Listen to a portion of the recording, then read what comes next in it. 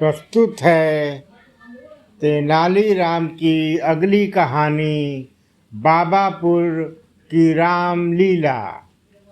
हर वर्ष दशहरे से पूर्व काशी की नाटक मंडली विजयनगर आती थी।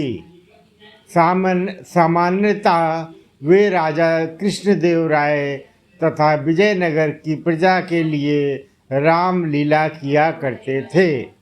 परंतु एक बार राजा को सूचना मिली कि नाटक मंडली विजयनगर नहीं आ रही है।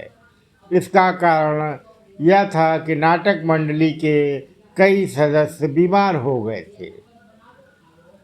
यह सूचना पाकर राजा बहुत दुखी हुए, क्योंकि दशहरे में अब कुछ ही दिन बाकी थे। इतने कम दिनों में दूसरा नाटक मंडली की भी व्यवस्था नहीं की जा सकती थी। पास में दूसरा कोई नाटक मंडली न होने के कारण इस वर्ष रामलीला होने के आसार दिखाई नहीं पड़ रहे थे, जबकि इस दशहरे से पूर्व रामलीला होना विजयनगर की पुरानी संस्कृति थी। महाराज को इस तरह दुखी देखकर राजगुरु बोले, महाराज, यदि चाहें तो हम रामपुर के कलाकारों को संदेश भेज सकते हैं, परंतु इसमें तो कुछ सप्ताह का समय लगेगा। राजा ने निराश स्वर में कहा। इस पर तेनालीराम बोले, महाराज, मैं पास ही के एक मंडली को जानता हूँ। वे यहाँ 2 दिन में आ जाएंगे और मुझे विश्वास है कि वे रामलीला का अच्छा प्रदर्शन करेंगे। यह सुनकर राजा प्रसन्न हो गए और तेनालीराम को मंडली को बुलाने की जिम्मेदारी सौंप दी गई। साथ ही मंडली के खाने पीने की व्यवस्था का भार भी तेनाली के ही सुपुर्द कर दिया गया। शीघ्र ही रामलीला के लिए सारी व्यवस्था होने शुरू हो गई। रामलीला मैदान को साफ किया गया, एक बड़ा सा मंच बनाया गया, नवरात्र के लिए नगर को सजाया गया। रामलीला देखने के लिए लोग बहुत उत्सुक थे, क्योंकि इसके पूर्व काशी की नाटक मंडली के न आने की सूचना से वे काफ़ी दुखी थे। परंतु अब नई नाटक मंडली के आने की सूचना से उनका उत्साह 2 गुना हो गया था।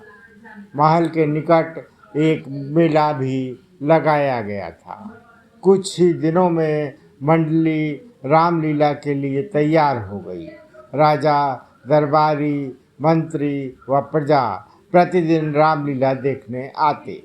दशहरे के दिन की अंतिम कड़ी तो बहुत ही सराहनीय थी। मंडली में अधिकतर कलाकार बच्चे थे। उनकी कलाकारी देखकर लोगों की आंखों में आंसू तक आ गए। दशहरे के पश्चात राजा ने कुछ मंत्रियों तथा मंडली के सदस्यों को महल में भोजन के लिए बुलाया। भोजन के पश्चात राजा ने मंडली के सदस्यों को पुरस्कार दिया। फिर वे तेनालीराम से बोले, तुम्हें इतनी अच्छी मंडली कैसे मिली? बाबापुर से महाराज। तेनालीराम ने उत्तर दिया, बाबापुर ये कहाँ है?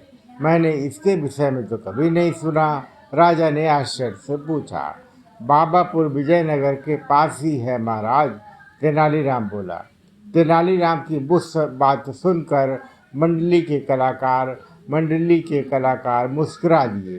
राजा ने उनसे उनके इस प्रकार मुस्कुराने का कारण पूछा तो मंडली का एक छोटा बालक सदस्य बोला, महाराज, वास्तव में हम लोग विजयनगर से ही हैं।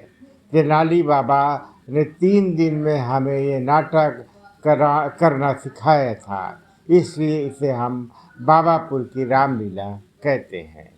यह सुनकर राजा भी खिलखिलाकर हंस पड़े।